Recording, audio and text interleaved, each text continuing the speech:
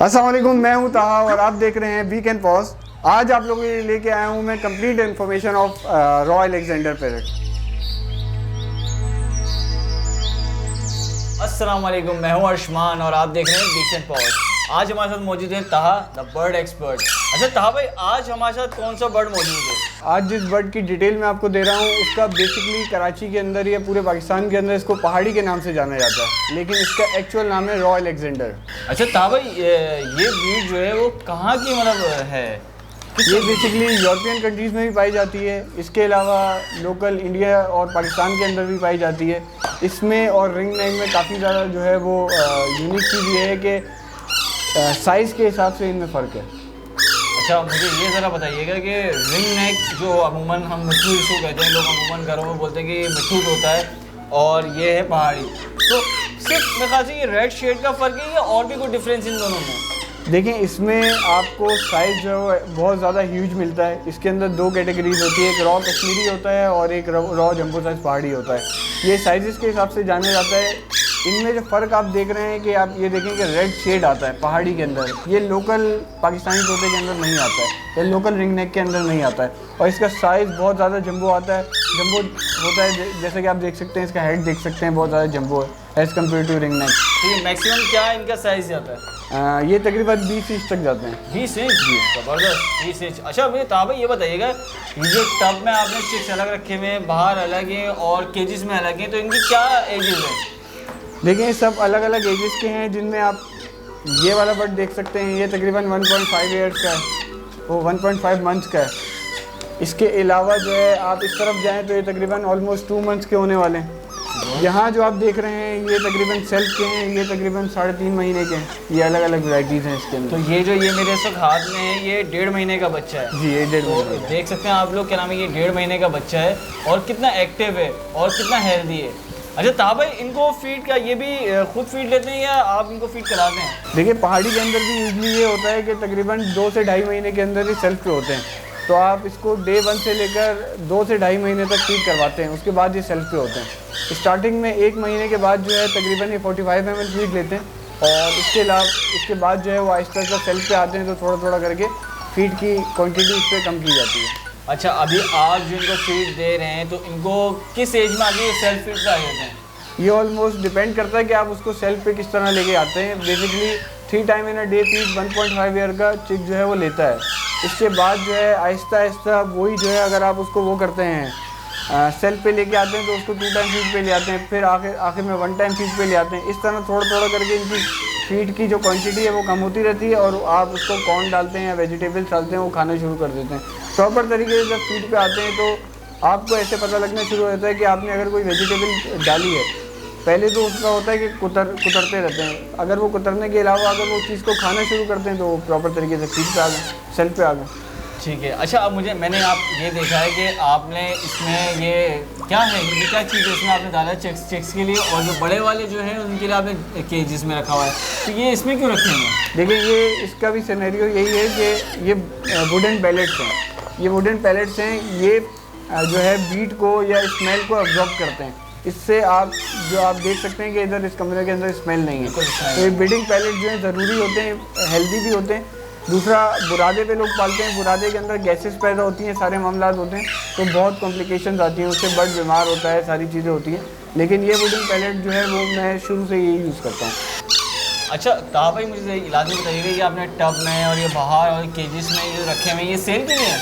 जी बिल्कुल, ये सेल के लिए हैं। यहाँ पे जो है मैं इनका सेल पॉइंट भी है, ये यहाँ पे लोग आके मुझसे बर्ड जो है वो ख़रीदते रहते हैं। अच्छा, जो व्यूवर्स हैं उनको ज़रा बताइए कि क्या आपने इनके मैक्सिमम और मिनिमम प्राइसेस रखे हैं? देखिए, ये जो बर्ड है ये तकरीबन ऑलमोस्ट 1.5 मंथ का है, तो इसके प्राइस जो हैं वो 13,500 हैं। इसके अलावा अगर आप इस तरफ आए थे तो ये 15,500 के हैं।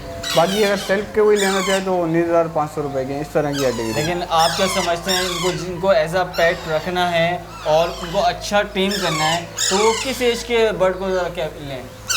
देखिए, यूजली लोग जो है वो फीड कराने से डरते हैं, गलत तरीके से फीड कराते हैं, मोर्टेलिटी होती है, सिरिंज गलत इस्तेमाल करते हैं, काफ़ी सारे मसले मसाइल होते हैं। तो लोग ये चाहते हैं कि जो है वो सेल्फ की चीज़ हो, सेल्फ पे बर्ड हो, तो हमारी मेहनत भी कम हो और सही तरीके से उसको लो रिस्क पे हम पाल भी सकें।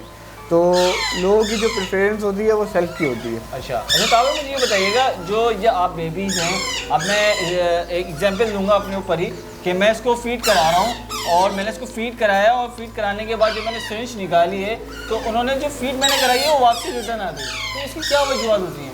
इसकी ना 2-3 वजूहत होती हैं। या तो सिरिंज का पाइप जो है वो प्रॉपर तरीके से पोटे तक गया नहीं है या क्रॉप तक गया नहीं है, एक ये वजूहत होती है। दूसरा फीड ज़्यादा ठंडी होती है, वो वजह बनती है। इसके अलावा ज़्यादा गर्म होती है, वो भी एक वजह बनती है। और यूजली देखा जाता है कि जो तकरीबन 2 महीने के बाद के जो बच्चे होते हैं जो सेल्फ के करीब होते हैं वो फीड उगलते हैं, यानी वो सेल्फ की तरफ आ रहे होते हैं। ये भी एक वजह होती है फीड उगलने की। अच्छा तो ताबा ये मुझे बताइएगा कि जैसे ये बच्चा इस वक्त मौजूद है मेरे सामने, मैंने इसको फीड कराया, फीड कराने में इसको मैंने क्या टेम्परेचर रखना पड़ेगा उस फीड के लिए? फीड का ना बनाने का तरीक़ेकार जो है वो बेसिक चीज़ है। बेसिक आपने फ़ीड किस तरह बनानी है वो मैं आपको तरीक़ेकार बता देता हूँ कि फ़ीड जो है बॉइलिंग वाटर, आपने लेट सपोज बॉइलिंग वाटर किया है, 70-30 का रेशियो रखेंगे आप फीड के अंदर कि 70 जो है वो पानी होगा और फीड जो है 30% होगी। तरीक़ेकार ये है कि आपने बॉइलिंग वाटर लिया, उसको ठंडा किया, ठंडा करने के बाद आपने उसको 60 सेंटीग्रेड तक लेके आया।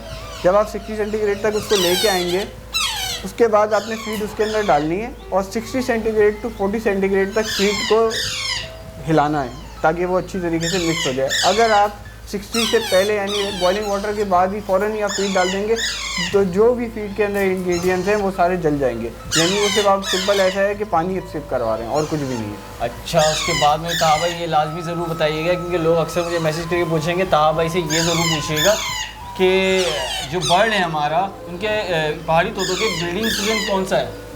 पहाड़ी तोतों का बेसिकली ब्रीडिंग सीज़न नवंबर में इनके बॉक्सेस लगते हैं और मार्च अप्रैल में इनके बॉक्सेस निकल जाते हैं, क्योंकि ज़्यादा ये ग्रे की तरह नहीं है कि सालों साल ब्रीड करेगा अगर आपने टेम्परेचर दिया हुआ है तो।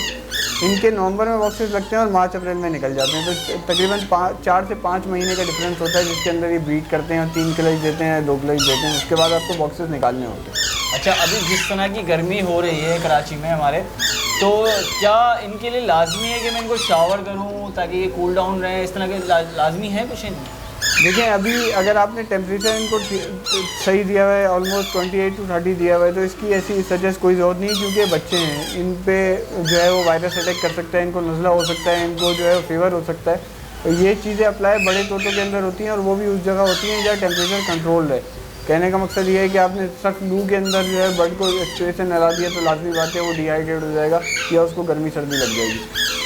बच्चों का ये होता है कि इनके फिदर नहीं होते तो टेम्परेचर इनका अगर आपने इस रूम टेम्परेचर के अंदर रखा है तो ये इनके सर्वाइवल होता है, इसमें कोई जो है आपको शावर वावर करने की ज़रूरत नहीं होती। ठीक है। अच्छा ताबा मुझे ये बताइएगा कि रिंग नेक जो हमारा पैरेट है और जो ये रॉ है, इसमें टॉकिंग पावर के लिए सबसे बेहतरीन कौन सा है? रिंग नेक ज़्यादा अच्छा है या ये? सर दोनों हैं, दोनों का एक ही कंपैरिजन है। दोनों जो है वो टॉकिंग पावर जो है वो आप जिस तरीके से सिखाएंगे उस तरीके से आपको जो है वो बात करके दिखाएंगे। अच्छा ताबा मुझे ये बताइएगा कि ये रॉ पैरेट्स का ब्रीडिंग एज, जो करेक्ट ब्रीडिंग एज है वो क्या है? देखिए इनका जो ब्रीडिंग एज है ना वो बेसिकली 2 साल का है। 2 साल के बाद जो है ब्रीड करके देते हैं आपके पास। अच्छा 2 साल के बाद ये हमें ब्रीड करके देते हैं, उसके बाद आप मुझे बताइएगा इसमें मेल और फीमेल में कैसे फ़र्क पता करते हैं? इनका बड़ा आसान सा जेंडर कन्फर्मेशन है। इसमें ये होता है कि 2 साल के अंदर फीमेल का जो है वो रिंग नहीं आता है और मेल का प्रोमिनेंट रिंग आ जाता है, यानी रिंग नेक की तरह इनके यहाँ पे कंटी टाइप की आ जाती है। तो मेल और फीमेल पता लगता है। अगर आपने छोटी उम्र में मेल फीमेल मालूम करना है तो उसका एक वाहिद अलग DNA, वो आप DNA कराएँ और जोड़े बना के डालते हैं। ओके व्यूवर्स, आपने जाना कि ये रॉ पैरेट्स जो हैं वो किस तरह ब्रीड करते हैं, उनकी एजेस क्या होती हैं और ये किस तरह से परफॉर्म करते हैं, उनको सेल्फ फीड पे कैसे लाया जाता है, ये सब ताहा भाई ने हमें बताया।